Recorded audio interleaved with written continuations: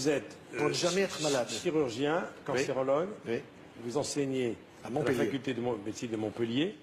Et comme Sophie, je suis également très sensible aux problématiques liées à l'alimentation, comme tous les sportifs. Et alors là, j'ai lu dans votre livre l'idée que si nous donnons des bons aliments à notre corps, nous avons le maximum de chances de rester en excellente santé. Et vous dites que l'alimentation est la première médecine. Pas la troisième, la première. Première médecine. Hippocrate le disait 500 ans avant notre ère. Que ton aliment soit ton médicament. Et on est en train de démontrer scientifiquement que c'est la vérité.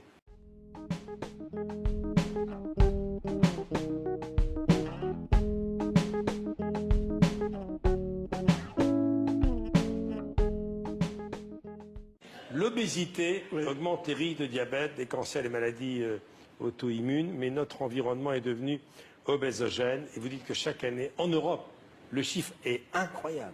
300 000 personnes meurent prématurément de l'obésité. Alors, est-ce que le bien manger peut éviter des cancers et probablement des récidives? Alors, cancer du tube digestif de haut en bas, c'est-à-dire œsophage, estomac. Donc, si vous voulez en avoir un, je peux vous expliquer. Et c'est comme ça, d'ailleurs, qu'un jour, un couple vient me voir. Ben voilà, on aimerait avoir un cancer, ma femme et moi. Bon, pourquoi? Et lequel, madame, vous voulez-vous? Et vous, monsieur, lequel? Et pourquoi vous en voulez un? Réponse. Ben, si vous m'expliquez bien comment l'avoir, je saurai bien comment pas l'avoir. Et que c'est très intelligent. Eh oui, absolument. Très intelligent. Et donc, à partir de là, si vous voulez, je peux donner une explication pour avoir un cancer d'ésophage en fumant, en buvant ou en prenant des boissons bouillantes, ou bien pour avoir un cancer du côlon en ne mangeant pas de fruits et en se gavant de produits laitiers, des choses comme ça.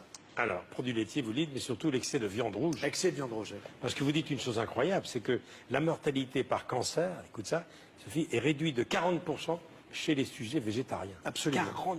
Il faut avoir une orientation végétarienne, c'est-à-dire plus de végétal et moins de produits animaux. Moins de produits qui acidifient et plus de produits qui alcalinisent le corps.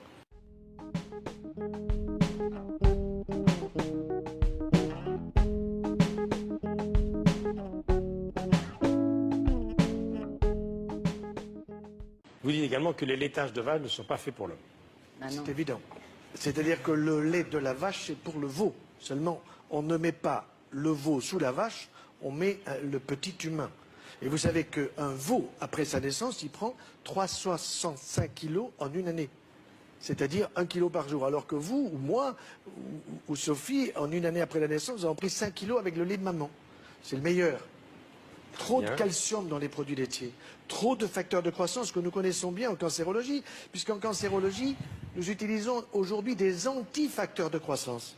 Ça veut dire qu'à la limite, on se gave de facteurs de croissance, et puis ensuite, on vous dit, si vous avez un cancer, on va vous soigner. Et une chose que vous dites qui est intéressante, c'est le mode de cuisson des aliments. Hein. Très important. Vapeur douce et barbecue vertical. Les fruits frais, c'est bon? Excellent, mais bio. Mais bio de proximité. C'est bon pour le vieillissement?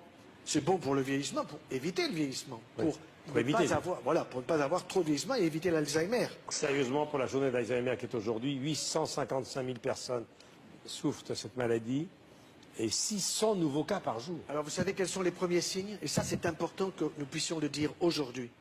Le premier signe c'est la perte du goût et la perte de l'odorat. C'est les premiers signes d'Alzheimer? Tout à fait. Les premiers, si vous voulez, les papilles de la langue, vous les refaites tous les 10 jours. Si je les fais travailler. Ça veut dire, si dans mon palais des saveurs, qui est situé entre mes deux oreilles, je sais utiliser ce palais des saveurs en gardant les aliments, en les mastiquant, en les arrosant de salive, puisque j'arrive à fabriquer jusqu'à 1 litre de sang de salive. Et la perte d'odorat est un signe également? Alors la perte de l'odorat est un signe également, donc ce qui est important, c'est de stimuler son odorat.